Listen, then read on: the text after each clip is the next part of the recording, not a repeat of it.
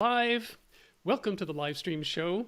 Today we are talking about, we're going to reveal the secret to building community and boosting live engagement when you're doing live video just like this. And to help us go in and find out what those secrets are, I've brought on Ana Gil to the live stream today. Ana is a photographer. She is a live stream video producer, and she's the host of a number of live stream shows. One of them is the Ecamm weekly live news breakdown that happens each week over on the Ecamm live channel. So go check that out when you want to go see what the heck is happening in the live streaming world. And what I love about Ana is that she came to live streaming from the world of photography, which is something that we share. I started doing my image making with still photography way back in high school. And what's interesting to me is that there's lots and lots of people entering the live video world right now. And most of them are coming to it from other places. Like they were an accountant or they were a plumber. And they started going live, which is really, really cool. But they don't have a background in image making. They don't have a background in visual presentation. And so when you have someone who actually began as a professional photographer and actually understands things, basic things like cameras and equipment like that, and how to creatively compose visual images through a lens, this just adds a level of professionalism and some of the secrets of how to do this really well. So these are the things we're talking about today. Stay tuned, don't touch that dial, and let's start the show.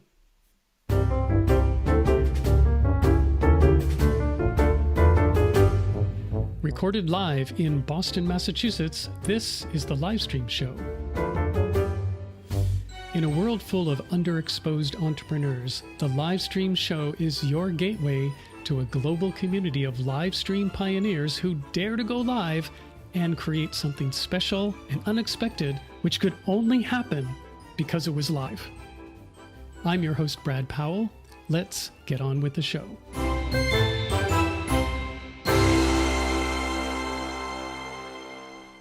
All right, we are back. Welcome to the show, Ana. Really great to have you here today. Thank you so much for having me. Yes, I love the intro. It's so awesome. It reminds me of that show with the lady, the magical lady. What's her name? I'm not Mary Poppins. Is that what you're talking about? It's just like the lady that went with a nose, like right. It's well, the inspiration I got is I wanted to create it's a show, right? So yes. One of the things that's cool about live streaming is that it's really harkening back to the days of vaudeville, which was live stage production. And people would come out and do any kind of act. And some of the most fun entertaining that I've ever done has been much more in the realm of that kind of thing, vaudeville. It looks great. So yeah, live should be fun. You should be having a good time while you're doing this, right? Yes, I agree 100%. And I didn't know you were a photographer. That's great. That's awesome. I started probably in my third year in high school. We had a photography class, and we all got they gave us these plastic. They were terrible. These plastic black and white film cameras. and we had to develop our own film. We had to this was back in the day with, we've developed the film, we work with chemicals, we work with prints, we have an enlarger, we do all the burning and dodging and all that kind of stuff. And we would, with this camera, I think each roll of film had maybe 12 shots. You could take 12 images. And that was it. And so you had to be kind of careful. Yes. And then, of course, these were plastic. These were not like the new plastic. These were really the lens and the whole thing that leaked light. You had to be really careful when you were taking the film out of the camera and putting it into these metal canisters and tipping them over back and forth like this with the chemicals inside to develop Right. them and do it at just the right amount of time. Listen, that is great though, because my son is actually taking a photography class in high school, and everything that you're mentioning, he's telling me, and it's fascinating to me because I came to it. I use film, but it was not when I was a photographer. I was just Right. regular, taking pictures. But knowing how things happen and understanding what happens, all and it's just such a great advantage because you look things differently. Yeah. So that what you were just mentioning, 12 shots. You have to be purposeful. You have to know what you're doing. You have to make sure the exposure is great. So it's amazing that you went through that.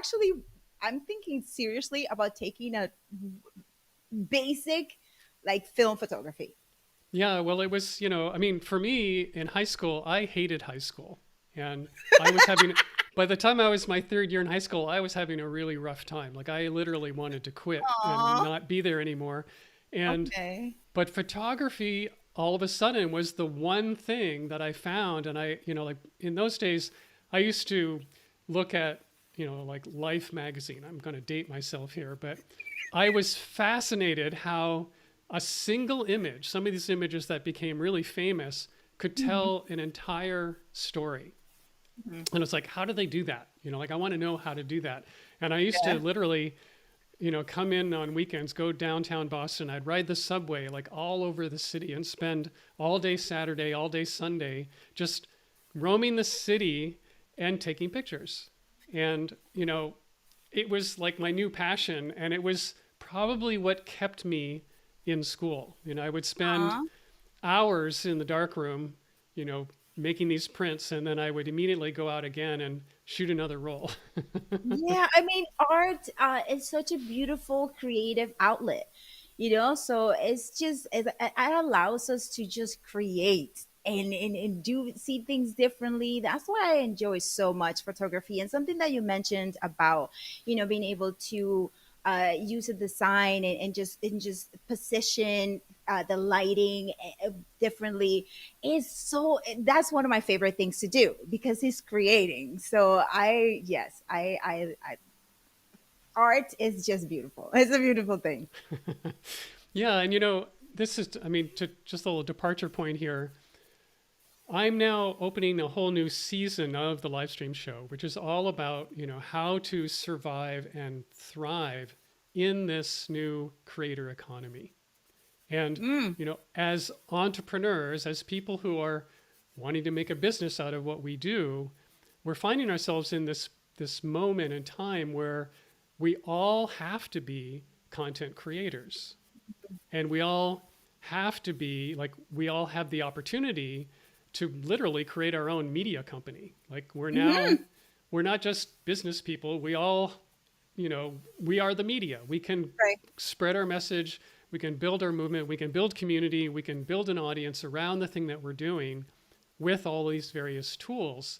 And video, and especially live video, happens to be one of the very best ways to do that. One of the very best ways to do both build community and spread our message, at Hmm. scale. So you've made this transition from, I mean, come on, you're living out in Syracuse, which is, not the media capital of the world. I mean, nothing against Syracuse. It's a beautiful place. Like upstate New It York is a wonderful part of the country, but is.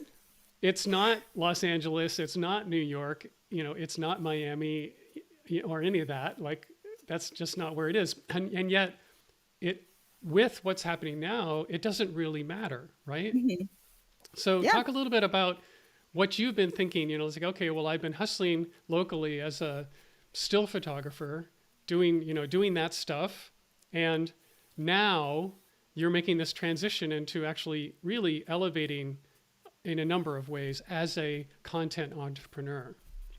Yes, yes. So, okay, thank you for asking that question.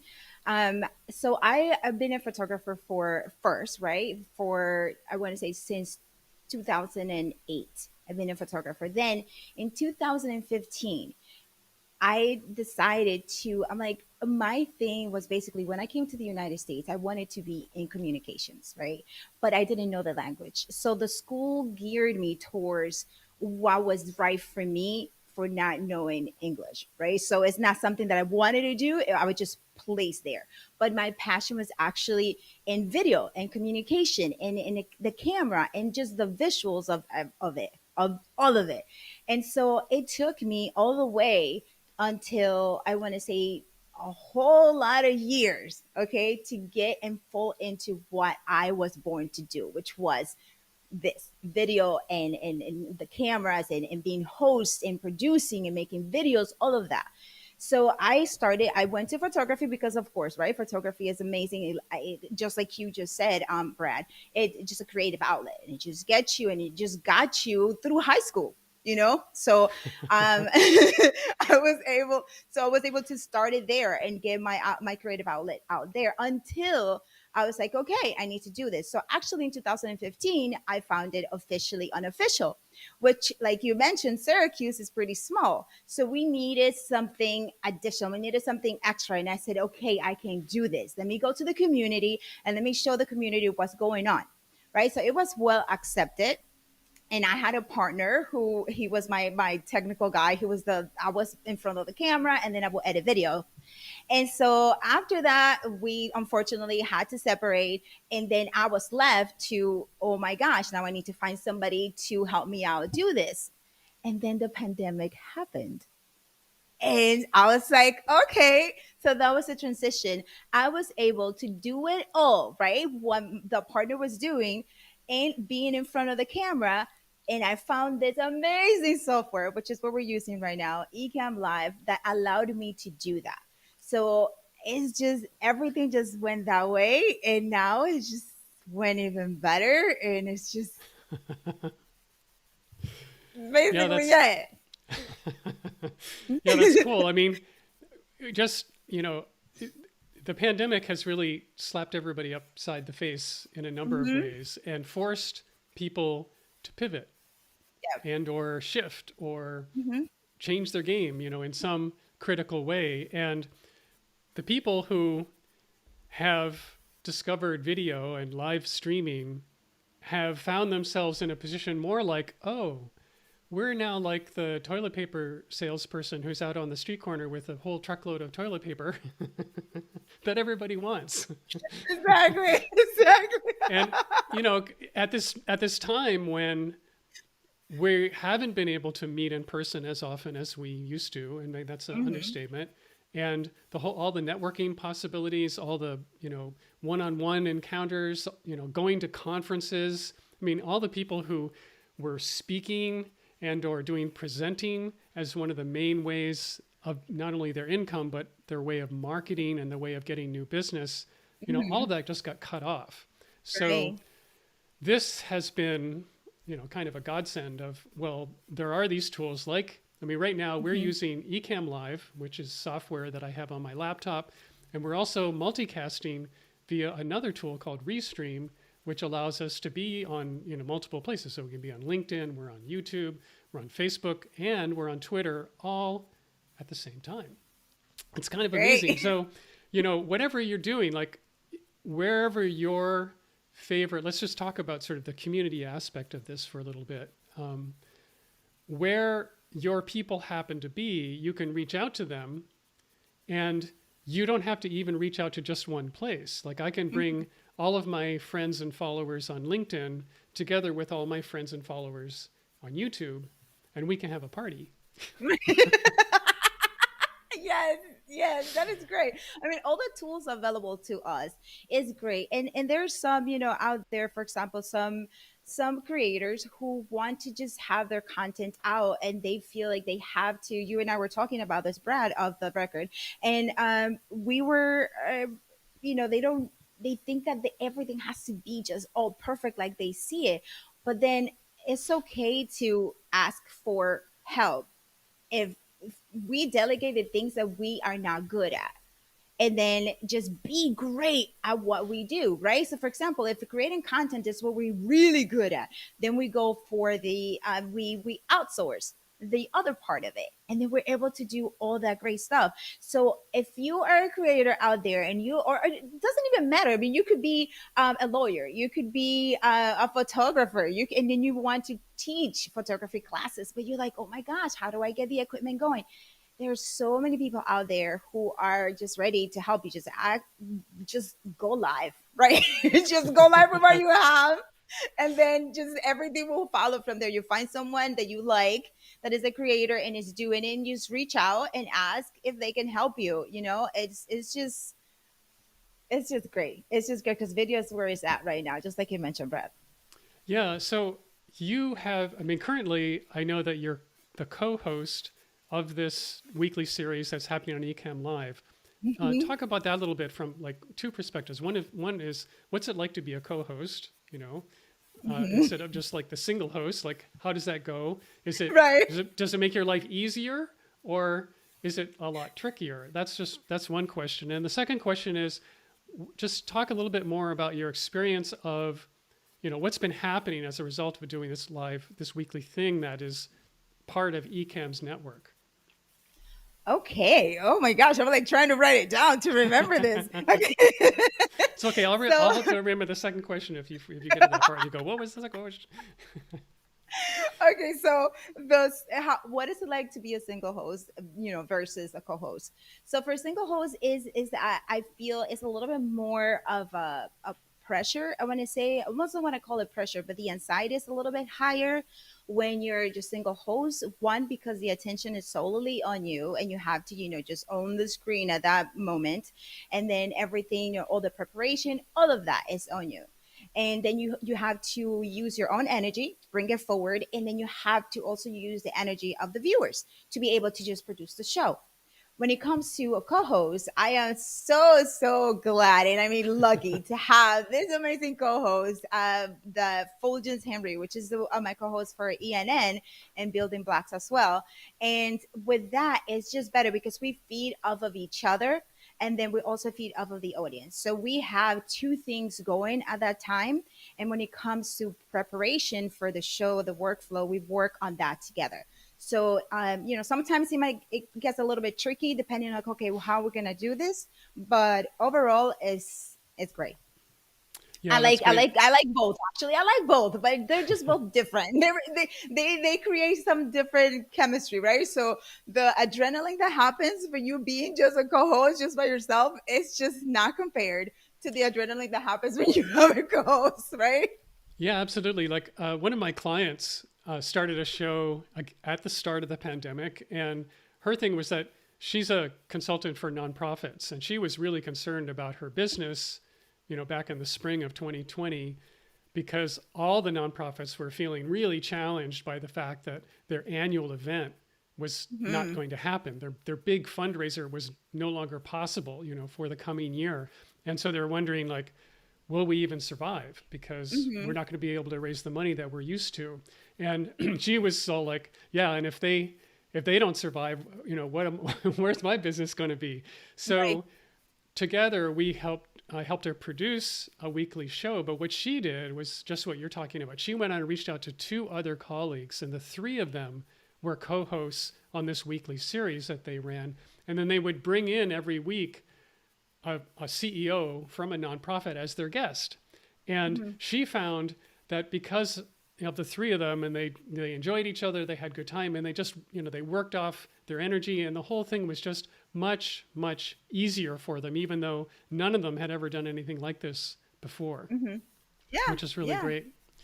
Yeah. So okay, let's move to the second part of that question, which was around this whole thing. Like this weekly news thing is being done with Ecamm's backing. It's all part of their network. And so what have you found in terms of opportunities around like what's that like to be part of the Ecamm Live network? Right. So, first of all, being part of the Ecamm Life Network is simply amazing and humbling at the same time, because the community, starting from the Ecamm team all the way to the members, so all of that, who they are, truly, they are transferring it into the community.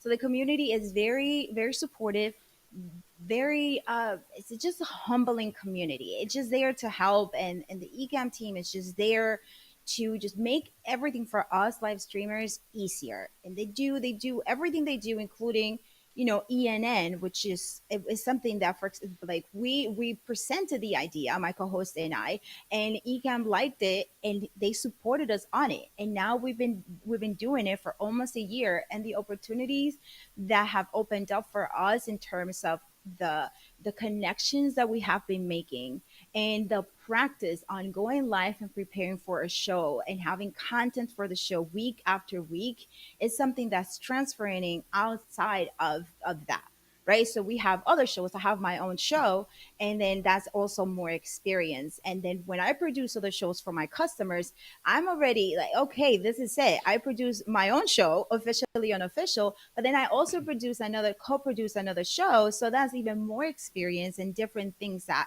I have to experience with the Ecamm ENN, right? Because there's more things that we have to cover. So when my customers hire me to produce their shows, I come in with those two great experiences that, because of the ENN and the opportunity that was given to us, it just allowed me to do that. So that's how it has like just enhanced my streaming, my experience. It's like, did I answer that question, Brad? Yeah, well, like, we can all look forward to the day when ENN is up there with CNN, right, in terms of size and Oh, scope. hey. That would be amazing. Wouldn't that be good? That would be great. That would be great. And the cool thing about it, and I don't know if you know this part, but the because the premise of ENN was to update the community on what's happening in the world of Ecamm. But we everything that we show, all the graphics are designed using Ecamm. So all of that, it's just the show is produced with Ecamm to show people what they could do with the software, other Yep, than go live, other than yep. pre-record content. So that is even that's taking it a whole new level. Like, that took it to a whole new level. So yes, it's just great. Yeah, and just so you guys know, ENN stands for Ecamm Network News, right? Yes. Yes. Yes, Brad. All right, so let's talk a little bit about engagement, because live, I believe that some of the coolest aspects of live video, and the opportunity of us to do things that are like live in the moment, haven't happened yet. Like, it's so new Right. as a medium in terms of being able to go live and literally reach anyone else in the world who has an internet connection. And this is really Hmm. amazing. Yeah. And yes, we can use, sophisticated tools like Ecamm, which make this really simple, but you can also just go live with your phone. Like, you could literally do it from anywhere at any time, at any moment, when anytime anything is happening that is worthy of sharing with your audience, or you get an inspiration, or you're whatever it is, like, you can go live in that moment and share that. And Hmm. and there's this other part which is really cool, which it has to do with call and response. So, you know, I say live video is awesome, and everyone out there goes hallelujah in the comments. and That's a good and point. so Yeah. there's this, like, live actual in the moment interaction possibilities. So talk a little bit about, like, your experiences with doing that and building engagement, and how that can work. Right. So just like you said, it's just first of all, we have to know our audience, right? We have to know what our audience likes, and that all comes into, for example, when you first meet someone, you go, "Hey, how are you?" For example, you and I, Brad, right? "Hey, how are you?" "So how you doing?" "Yes, what do you do?" So it's the same thing with your audience, with your viewers. So you go in first time, you go, "Hello, everyone. Where's everybody tuning in from?" Right? That's it. And there's something that is like, okay, this from Santiago. Oh, Santiago. Oh my gosh, I was there. And all of a sudden, you're having a whole conversation, and the chat is lit because it's having a conversation about San Diego, right? And it's just like going back and forth. Now you know that your audience likes, for example, in that conversation, you know your audience likes food, or your audience is as cultural, they like festivals, or they like, so you just take that, remember that. Next time you come up, you're talking about that. Your audience is coming in, they know you, they know what you're going to talk about, they know your cadence, they know your music, they know all of that.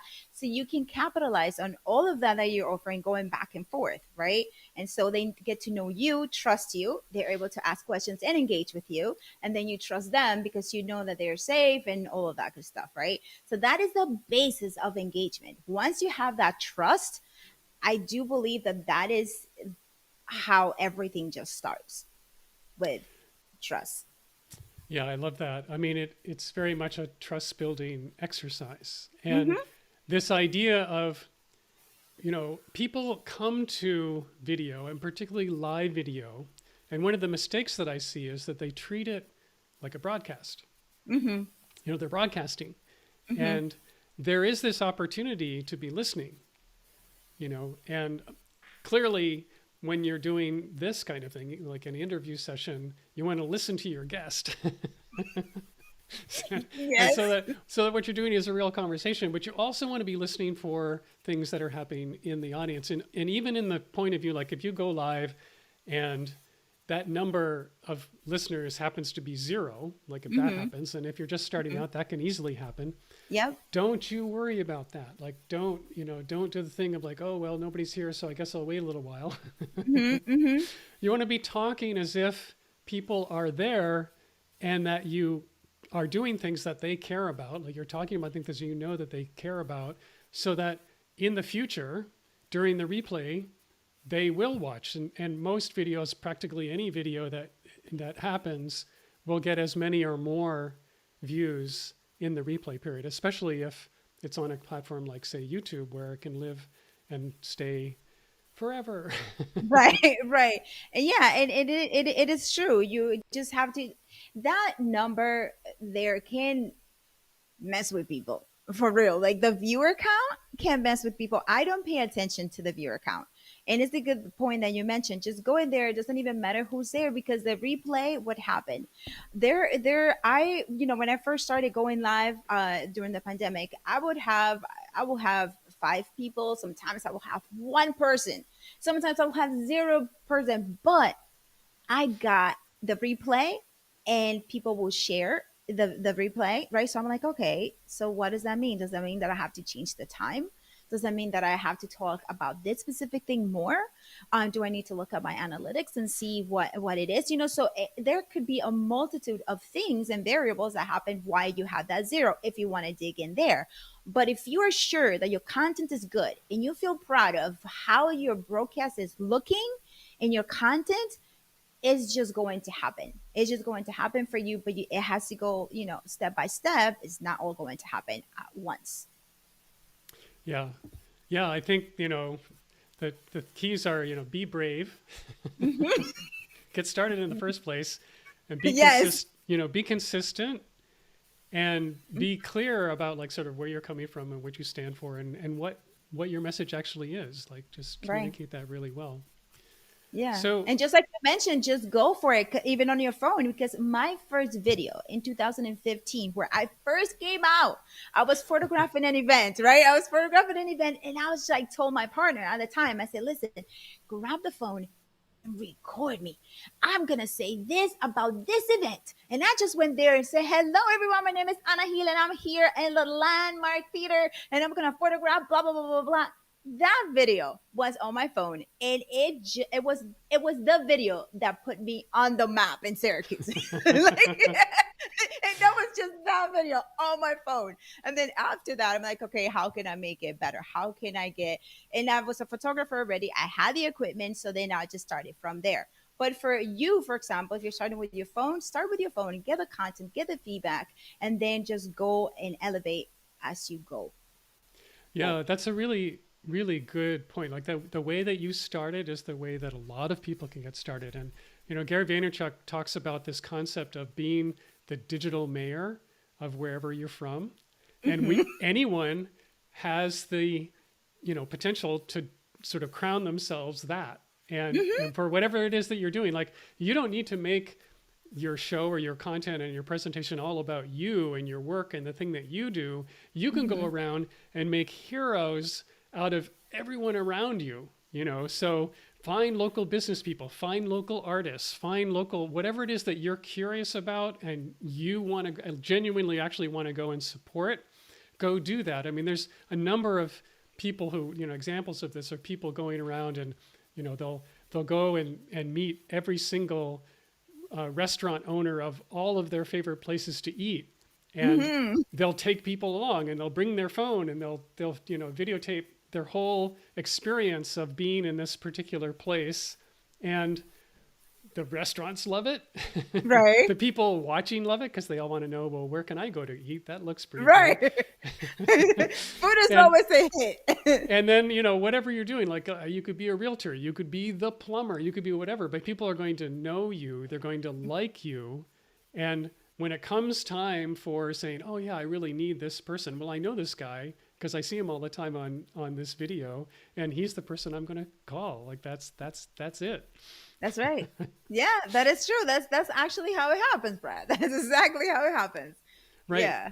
That's cool. I mean, you know, and especially the example of Syracuse, like Syracuse needed it and, Yes. you know, and needs more of it. And the people in Syracuse are going, this is awesome. Look at our local media person who's coming down and shining a light on us.